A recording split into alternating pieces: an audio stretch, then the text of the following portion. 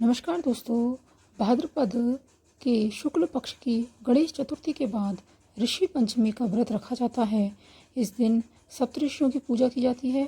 ऋषि पंचमी पर कश्यप ऋषि की जयंती रहती है। इस दिन महिलाएं परिवार की सुख शांति समृद्धि के लिए व्रत रखती हैं और व्रत के दौरान ऋषि पंचमी व्रत की कथा सुनती हैं। ऋषि पंचमी कोई त्योहार नहीं है, बल्कि महिलाओं द्वारा सप्त ऋषियों यानी 7 ऋषियों को श्रद्धांजलि देने और रजस्वला दोष से शुद्ध होने के लिए रखे जाने वाला एक उपवास दिवस है। ऋषि पंचमी व्रत कथा। एक समय राजा सिताश्वधर्म का अर्थ जानने की इच्छा से ब्रह्मा जी के पास गए। उनके चरणों में शीश नवाकर बोले, हे आदिदेव, आप समस्त धर्मों के प्रवर्तक और गुण धर्मों को जानने वाले हैं। आपके श्रीमुख से धर्म चर्चा श्रवण कर मन को आत्मिक शांति मिलती है। भगवान के चरण कमलों में प्रीति बढ़ती है। वैसे तो आपने मुझे नाना प्रकार के व्रतों के बारे में उपदेश दिया है। अब मैं आपके मुखारविंद से इस श्रेष्ठ व्रत को सुनने की अभिलाषा रखता हूँ, जिनके करने से प्राणियों के समस्त पाप नष्ट हो जाते हैं। राजा के वचन को सुनकर ब्रह्मा जी ने कहा, हे श्रेष्ठ, तुम्हारा प्रश्न अति उत्तम और धर्म में प्रीति बढ़ाने वाला है। मैं तुमको समस्त पापों को नष्ट करने वाला सर्वोत्तम व्रत के बारे में बताता हूँ। यह व्रत ऋषि पंचमी के नाम से जाना जाता है। इस व्रत को करने वाला प्राणी अपने समस्त पापों से सहज छुटकारा पा लेता है। ऋषि पंचमी की व्रत कथा। विदर्भ देश में उत्तंक नामक एक सदाचारी ब्राह्मण रहता था। उसकी पत्नी बड़ी पतिव्रता थी, जिसका नाम सुशीला था। उस ब्राह्मण के एक पुत्र एक पुत्री 2 संतान थीं। विवाह योग्य होने पर उसने समान कुलशील वर के साथ कन्या का विवाह कर दिया। देवयोग से कुछ दिनों बाद वह विधवा हो गई। दुखी ब्राह्मण दंपति कन्या सहित गंगा तट पर कुटिया बनाकर रहने लगा। एक दिन ब्राह्मण कन्या सो रही थी कि उसका शरीर कीड़ों से भर गया। कन्या ने सारी बात माँ को कही। माँ ने पति से सब कहते हुए पूछा, प्राणनाथ, मेरी साध्वी कन्या की यह गति होने का क्या कारण है? उत्तंक समाधि द्वारा इस घटना का पता लगाकर बताया, पूर्व जन्म में भी वह कन्या ब्राह्मणी थी।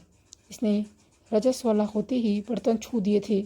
इस जन्म में भी इसने लोगों की देखा देखी ऋषि पंचमी का व्रत नहीं किया, इसलिए इसके शरीर में कीड़े पड़ गए। धर्मशास्त्रों की मान्यता है कि रजस्वला स्त्री पहले दिन चंडालिनी, दूसरे दिन ब्रह्मघातिनी और तीसरे दिन धोबिन के समान अपवित्र होती है। वे चौथे दिन स्नान करके शुद्ध होती है। इस तरह चौथे दिन स्नान करने के बाद वह शुद्ध होकर यदि शुद्ध मन से अब भी ऋषि पंचमी का व्रत करे तो उसके सारे दुख दूर हो जाते हैं और अगले जन्म में अटल सौभाग्य प्राप्त करेगी। पिता की आज्ञा से पुत्री ने विधि पूर्वक ऋषि पंचमी का व्रत पूजन किया। व्रत के प्रभाव से वह सारे दुखों से मुक्त हो गई। अगले जन्म में उसे अटल सौभाग्य सहित अक्षय सुखों का भोग मिला। ऋषि पंचमी की दूसरी कथा। सतयुग में विदर्भ नगरी में शेनजित नामक राजा था। वह ऋषियों के समान था।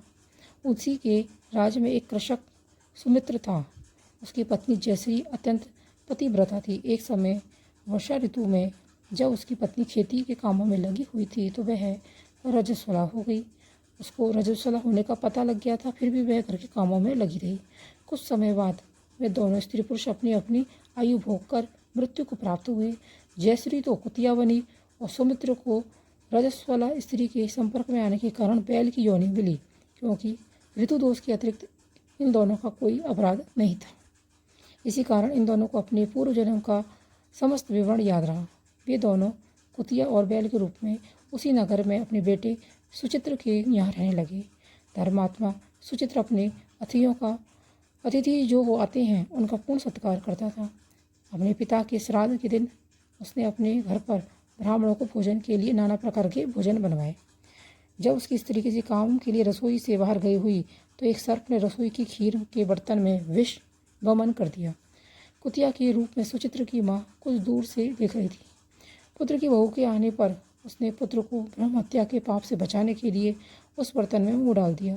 सुचित्र की पत्नी चंद्रवती से कुतिया का यह कृत्य देखा ना गया और उसने चूल्हे में से जलती लकड़ी निकालकर कुतिया को मारी। बेचारी कुतिया मार खाकर इधर उधर भागने लगी। चौक में जो झूठे आदिन बचती थी वह सब सुचित्र की बहू उस कुतिया को डाल देती थी, लेकिन क्रोध के कारण उसने वह भी बाहर फेंकवा दी। सब खाने का सामान फेंकवाकर बर्तन साफ करके दोबारा खाना बनाकर ब्राह्मणों को खिलाया। रात्रि के समय भूख से व्याकुल होकर वह कुतिया बैल के रूप में रह रहे अपने पूर्व पति के पास आकर बोली, हे स्वामी, आज तो मैं भूख से मरी जा रही हूँ। वैसे तो मेरा पुत्र मुझे रोज़ खाने को देता है, लेकिन आज मुझे कुछ नहीं मिला।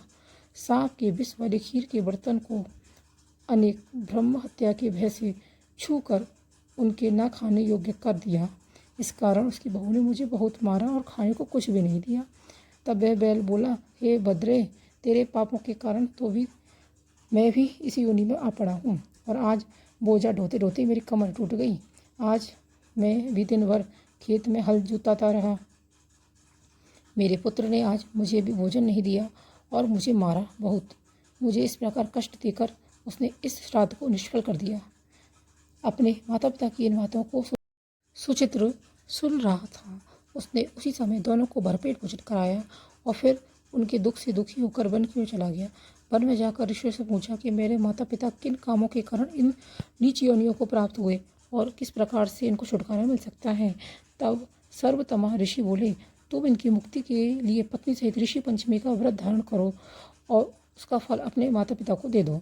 भाद्र महीने की शुक्ल पंचमी को मुख शुद्ध करके मध्याह्न में नदी के पवित्र जल में स्नान करना और नए रेशमी कपड़े पहनकर अरुंधति सहित सप्त ऋषियों का पूजन करना।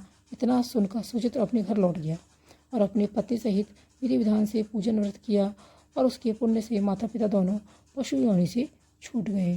दोस्तों, यह थी ऋषि पंचमी की व्रत कथा।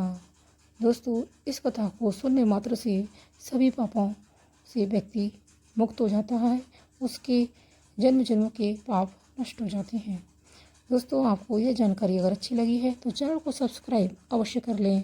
वीडियो को लाइक, शेयर, कमेंट करना ना भूलें। मिलते हैं अगले वीडियो में। धन्यवाद।